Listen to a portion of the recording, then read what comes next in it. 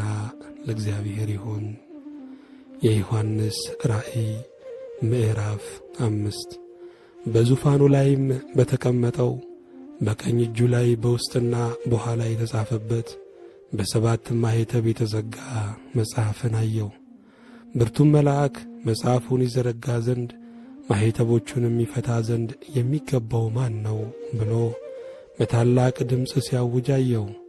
በሰማይም ቢሆን በምድር ላይም ቢሆን ከምድርም በታችም ቢሆን መጽሐፉን ሊዘረጋ ወይም ሊመለከተው ማንም አልተቻለውም። መጽሐፉንም ሊዘረጋ ወይም ሊመለከተው የሚገባው ማንም ስላልተገኘ እጅግ አለቀስኩ። ከሽማግሌዎቹም አንዱ አታልቅስ፣ እነሆ ከይሁዳ ነገድ የሆነው አንበሳ እርሱም የዳዊት ሥር መጽሐፉን ይዘረጋ ዘንድ ሰባቱንም ማኅተም ይፈታ ዘንድ ድል ነሥቶአል አለኝ። በዙፋኑና በአራቱ እንስሶች መካከልም በሽማግሌዎችም መካከል እንደ ታረደ በግ ቆሞ አየሁ። ሰባትም ቀንዶችና 7 ዐይኖች ነበሩት። እነርሱም ወደ ምድር ሁሉ የተላኩ የእግዚአብሔር መናፍስት ናቸው። መጥቶም በዙፋን ላይ ከተቀመጠ ከዚያ ከቀኝ እጁ መጽሐፉን ወሰደው። መጽሐፉንም በወሰደ ጊዜ 4 እንስሶችና 24 ሽማግሌዎች በበጉ ፊት ወደቁ። እያንዳንዳቸውም በገናንና የቅዱሳን ጸሎት የሆነ ዕጣን የሞላበትን የወርቅ ዕቃ ያዙ። መጽሐፉን ትወስድ ዘንድ ማኅተቦቹንም ትፈታ ዘንድ ይገባሃል፣ ታርደሃልና በደምህም ለእግዚአብሔር ከነገድ ሁሉ ከቋንቋም ሁሉ ከወገንም ሁሉ ከሕዝብም ሁሉ ሰዎችን ዋሽተ ለአምላካችን መንግሥትና ካህናት የሆኑ ዘንድ አደረግሃቸው፣ በምድርም ላይም ይነግሣሉ እያሉ አዲስን ቅኔ ይዘምራሉ። አየሁም፣ በዙፋኑም በእንስሶችም በሽማግሌዎቹም ዙሪያ የብዙ መላእክትን ድምፅ ሰማሁ። ቁጥራቸውም አእላፋት ጊዜ አእላፋትና 1000 ጊዜ 1000 ነበረ። በታላቅም ድምፅ የታረደው በግ ኃይልና ባለጠግነት፣ ጥበብም፣ ብርታትም፣ ክብርም፣ ምስጋናም፣ በረከትም ሊቀበል ይገባዋል አሉ።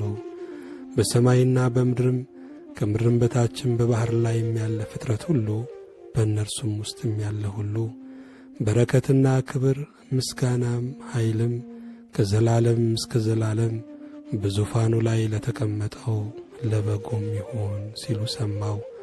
4ቱም እንስሶች አሜን አሉ። ሽማግሌዎቹም ወድቀው ሰገዱ። ምስጋና ለእግዚአብሔር ይሁን። የዮሐንስ ራእይ ምዕራፍ 6 በጉም ከ7ቱ ማኅተም አንዱን በፈታ ጊዜ አየሁ። ከ4ቱም እንስሶች አንዱ ነጐድጓድ በሚመስል ድምፅ መጥተህ እይ ሲል ሰማሁ። አየሁም፣ እነሆም አምባላይ ፈረስ ወጣ። በእርሱ ላይ በእርሱም ላይ የተቀመጠው ቀስት ነበረው። አክሊልም ተሰጠው። ድልም እየነሣ ወጣ፣ ድል ለመንሣት። ሁለተኛውንም ማኅተም በፈታ ጊዜ ሁለተኛው እንስሳ መጥተህ እይ ሲል ሰማሁ። ሌላም ዳማ ፈረስ ወጣ። በእርሱም ላይ ለተቀመጠው ሰላምን ከምድር ይወስድ ዘንድ ሰዎችም እርስ በርሳቸው እንዲተራረዱ ሥልጣን ተሰጠው። ታላቅም ሰይፍ ተሰጠው። ሦስተኛውንም ማኅተም በፈታ ጊዜ ሦስተኛው እንስሳ መጥተህ እይ ሲል ሰማሁ። አየሁም፣ እነሆም ጐራቻ ፈረስ ወጣ።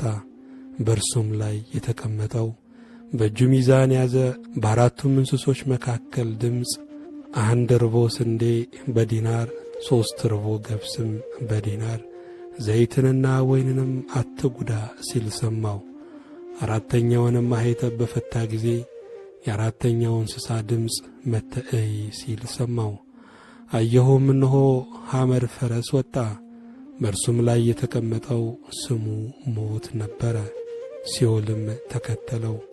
በሰይፍና በራብም በሞትም በምድርም አራዊት ይገደሉ ዘንድ ከምድር በ4ተኛዋ እጅ ላይ ሥልጣን ተሰጣቸው። 5ተኛውንም ማኅተም በፈታ ጊዜ ስለ እግዚአብሔር ቃልና ስለ ጠበቁት ምስክር የታረዱትን የሰዎች ነፍሳት ከመሠዊያው በታች አየሁ። በታላቅም ድምፅ እየጮኹ ቅዱስና እውነተኛ ጌታ ሆይ እስከ መቼ ድረስ አትፈርድም? ደማችንስ በምድር በሚኖሩት ላይ እስከ መቼ አትበቀልም? አሉ። ለእያንዳንዳቸውም ነጭ ልብስ ተሰጣቸው።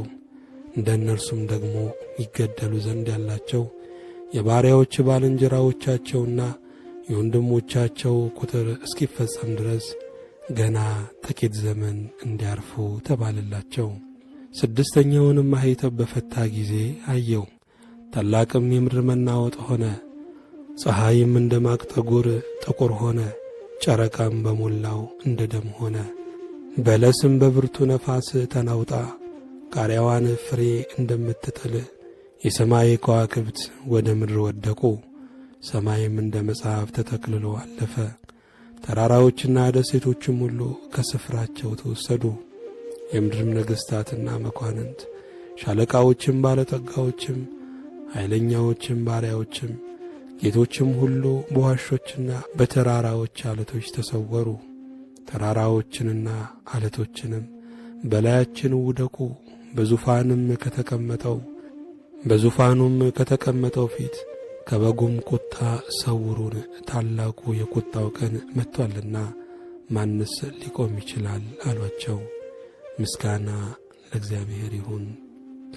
ምስጋና ለእግዚአብሔር ይሁን።